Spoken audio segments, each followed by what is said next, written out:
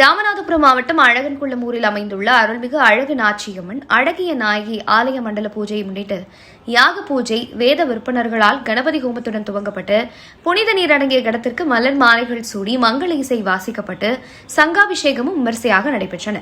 யாகசாலை பூஜையில் ஹோம பொருட்கள் போடப்பட்டு பின்னர் புனித நீர் அடங்கிய கடத்தை தலையில் சுமந்து 3 முறை ஆலயத்தை வலம் வந்த பின் அம்மனுக்கு அபிஷேகம் செய்து பால், தயிர், திருமஞ்சனம், மஞ்சள் என 16 வகை அபிஷேகத்திற்கு பின் மலர் மாலைகளால் அலங்காரம் செய்யப்பட்டு சிறப்பு தீபாராதனை காண்பிக்கப்பட்டு அனைவருக்கும் பிரசாதம் வழங்கப்பட்டன.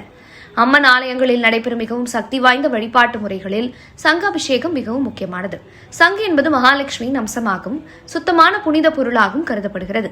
கடல் நீரில் பிறந்து பிரணவநாதமான ஓம் என்னும் ஒளியை தன்னுள்ளே கொண்ட சங்கை வைத்து செய்யப்படும் அபிஷேகம் அம்பிகைக்கு மிகவும் உகந்தது. பார்க்கடலை கடைந்த போது தோன்றிய பொருட்களில் சங்கும் ஒன்று. எனவே சங்கு இருக்கும் இடத்தில் லட்சுமி தேவியும் அதன் நாதம் ஒலிக்கும் இடத்தில் அம்பிகையின் பராசக்தியும் வீற்றிருப்பதாக ஐதீகம். சங்கு பிரணவத்தின் வடிவமாக ஓம் குறிப்பிடப்படுகிறது. அதில் புனித நீர் அல்லது தீர்த்தத்தை நிரப்பி மந்திரங்கள் ஓதும் போது அந்த நீரானது அளப்பரிய ஆன்மீக ஆற்றலை பெறுகிறது. ஆடி மாதம், ஆடிப்பூரம், ஆடி வெள்ளிக்கிழமைகள், நவராத்திரியின் 9 நாட்களிலோ அல்லது துர்காஷ்டமி, மகாநவமி நாட்களிலோ, தை மாதம், தை வெள்ளி மற்றும் தைப்பூசம், கார்த்திகை மாதம், சோமவாரங்கள் மற்றும் கார்த்திகை தீப நாட்கள், பௌர்ணமி. அம்மனுக்கு உகந்தது கோவில் மண்டபத்தில் அரிசி அல்லது தானியங்களை பரப்பி அதன் மீது 108, 1008 அல்லது விரும்பிய எண்ணிக்கையிலான வலம்புரி, இடம்புரி சங்குகளை அடுக்குவார்கள்.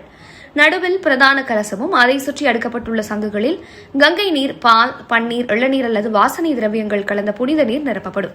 வேத விற்பனர்கள் லலிதா சகஸ்ரநாமம் போன்ற சக்தி வாய்ந்த மந்திரங்களை ஓதி அந்த தீர்த்தங்களுக்கு அம்மனின் அருளாற்றலை ஆவாகனம் செய்வார்கள்.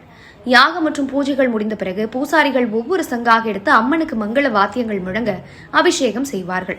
மகாலட்சுமியின் அம்சம் என்பதால் வீட்டில் வறுமை நீங்கி அஷ்ட ஐஸ்வர்யங்களும் பெருகும். நோயற்ற வாழ்வு. சங்கில் உள்ள புனித நீரால் அபிஷேகம் செய்யப்பட்ட பிரசாத தீர்த்தத்தை அருந்தினால் உடல் பிணிகளும் தீராத நோய்களும் அகலும். மன அமைதி மற்றும் பயமின்மை, எதிர்மறை ஆற்றல்கள் நீங்கி மனபயம் அகன்று தெளிவான சிந்தனை ஏற்படும். பெண்களுக்கு தீர்க்க சுமங்கலி வாக்கியமும் திருமண தடைகள் நீங்கி நல்ல வாழ்க்கை துணையும் அமையும். அம்மனின் அருள் பரிபூர்ணமாக கிடைக்கும் இச்சங்காபிஷேகத்தை காண்பதும் அதில் கலந்து கொண்ட தீர்த்த பிரசாதம் பெறுவதும் மகா புண்ணியமாக போற்றப்படுகிறது.